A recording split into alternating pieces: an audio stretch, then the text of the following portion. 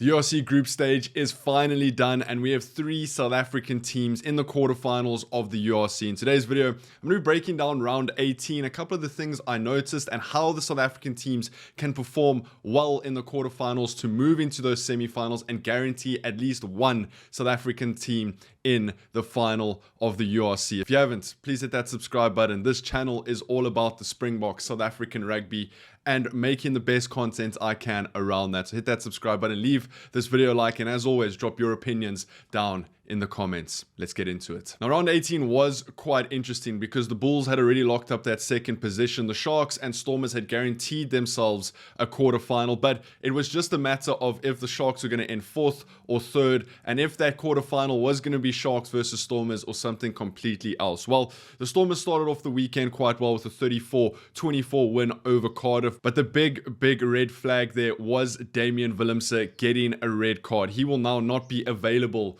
for the quarterfinal, which is a big spanner in the works, right? Manie Libbok had a very good game for the Stormers, but now the Stormers kind of have to figure out how can they fit Manie Libbok and Sasha into that starting lineup. Does Manie play 10? Does Sasha play 12? Does Sasha move into 15, or do they put Warwick Galant at 15?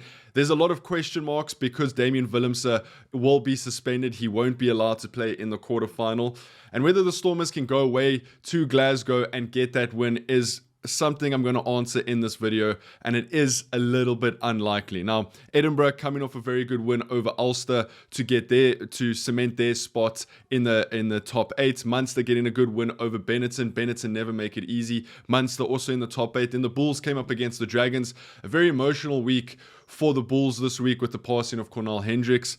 But the Bulls, you could see, came out with passion. They were firing from the get-go. It was quite a battle in that first half, and you expected it to open up a little bit in the second half, but the Dragons kept fighting, put the Bulls under a little bit of pressure, but getting a 55-15 win over the Dragons is going to set the Bulls up very nicely for that quarterfinal clash.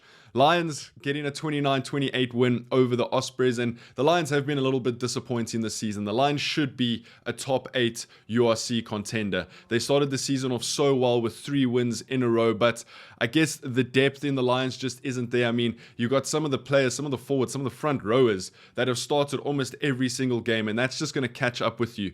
They need that depth, and they're sort of like an academy side for the rest of the teams. You see Edwil van der Merwe leaving. You saw Vincent and Manu Tuchuka leave to the Sharks. Jordan Hendrickse was at the Lions and then ended up moving to the Sharks. So the Lions need to figure out how they can keep their players and how they can build out that depth. Then the Sharks came up against the Scarlets. Not the best game from the Sharks, but they ended up winning 12-3. They've been picking up some ugly wins, but that did secure them that 3rd spot because Glasgow ended up losing to Leinster in the final game of the weekend. Glasgow made it very difficult for Leinster. Leinster only won 13-5, and Glasgow kind of proved that maybe Leinster aren't unbeatable. Maybe you can go to Dublin and get a win over Leinster. So how the final table ended up racking up is 1st place, Leinster. 2nd place, the Blue Bulls. 3rd place, the Sharks. 4th, Glasgow Warriors, which is huge, which means we don't have a South African derby in the quarterfinals.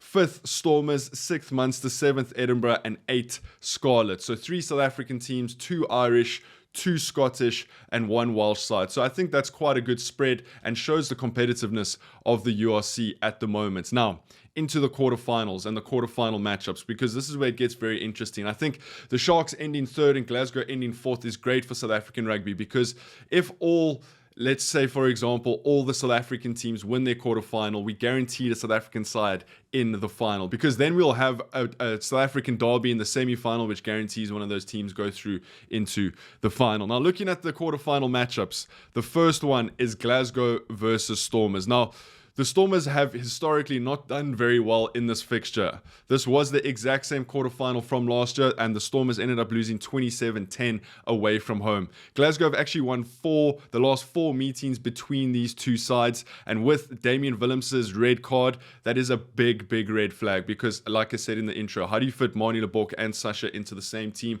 Manie showed his class over the weekend. Sasha has shown his class over the last couple of weeks, and both of them need to be firing if they are to go away to Glasgow and pick up a win and move into the semi-finals. I do think Glasgow are favourites here. They're big favourites, given the history, given Damian Willemse not playing, given the performance that Glasgow gave against Leinster. I think the Stormers are going to find it very, very difficult to go over there and pick up the win. In saying that, the Stormers are one of those sides who can pull a rabbit out of the hat on any given day. You've got so much talent in that side, and I would not count the Stormers out, because if they go away and win there, Stormers are massive contenders to win the whole URC competition. They seem to be peaking just at the right time. It's unfortunate about Damian Willemse, because they would have had Damian, Marnie, and Sasha all fit, and we know how deadly those guys can be. Warwick Gelant as well. So I think Glasgow are favourites, but you can never count out the Stormers. The second quarterfinal is the Bulls versus Edinburgh, and this is sort of become quite a rivalry over the last couple of years, because it's normally quite a close matchup. I think the last 3 or 4 games have all been within 6 or 7 points. So you kind of never know which way it's going to go. And Edinburgh have actually won 3 of the last 5 meetings against the Bulls, but they have never beaten the Bulls at Loftus in the URC. So the Bulls lose away to Edinburgh, and Edinburgh lose away to the Bulls. The Bulls' form is fantastic coming into this quarterfinal, though, with 6 back-to-back wins in the URC, including 2 away wins against Munster and Glasgow a couple of weeks ago. So the Bulls seem to be firing on all cylinders at the moment. We know how difficult it is to go to Loftus and get that win, and that stadium is going to be absolutely packed. So, I mean, home ground advantage, the Bulls firing.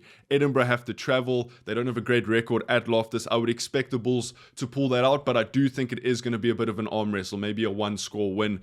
If the Bulls are really firing, maybe a 2-score win, but it is going to be a very, very tight game. We then look at the third quarterfinal, the only quarterfinal that doesn't have a South African team in it, Leinster versus Scarlets. Now, I do think this is quite an interesting matchup, because the Scarlets did beat Leinster a couple of weeks ago. They beat them 35-22 at home. Now, we do have to bear in mind that that was basically an academy side for Leinster. They were resting a lot of their big guns, and they're not going to do that now in the quarterfinals. They're out of the Champions Cup.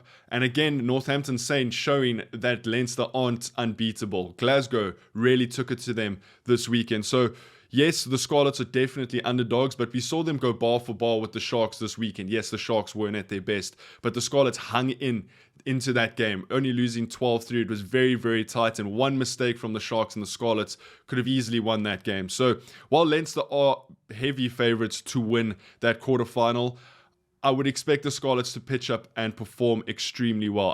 I do expect Leinster to win by 2, 3, 4 tries. But if it's Scarlets Day, if Leinster aren't really firing, you never know what could happen. Northampton Saints showed that on any day they are beatable. And then finally, the last quarterfinal, Sharks versus Munster. Now, this is a very interesting matchup, because the Sharks haven't been firing on all cylinders over the past couple of weeks. Yes, they've been squeaking out results. They've been winning ugly, which the best sides in the world can do. When they're not at their best, they still get the results. Think about the Springboks. Think about New Zealand. When they're not firing, they still find a way to win, and that is the sign of a great side. But when it comes to knockout rugby, you have to be firing on all cylinders. So the Sharks are going to have a very good 2-week training period now, and a lot of the Springboks are going away to the lineman camp next weekend, and we know that that's the majority of the Sharks team, so it's going to be interesting to see how they balance that.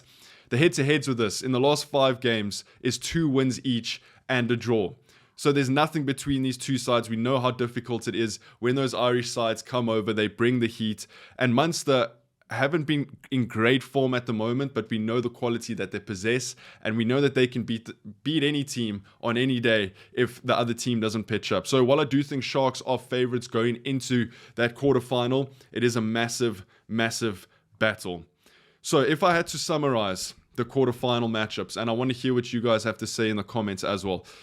As much as I want to say the Stormers are going to win away to Glasgow, I just don't think that's the reality. Glasgow have been performing well, and yes, they have gone through a little bit of a dip towards the end of the season, which is a good sign for the Stormers, but I think missing Damian Willemse is massive.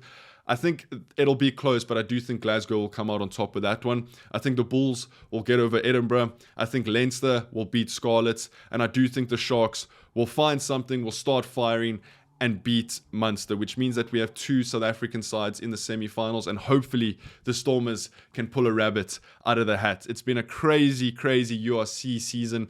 That round 18 kind of just showed the quality of some of the sides, and we're going to move into these quarterfinal matchups that are really, the South African sides need to start performing, especially going into Springbok season.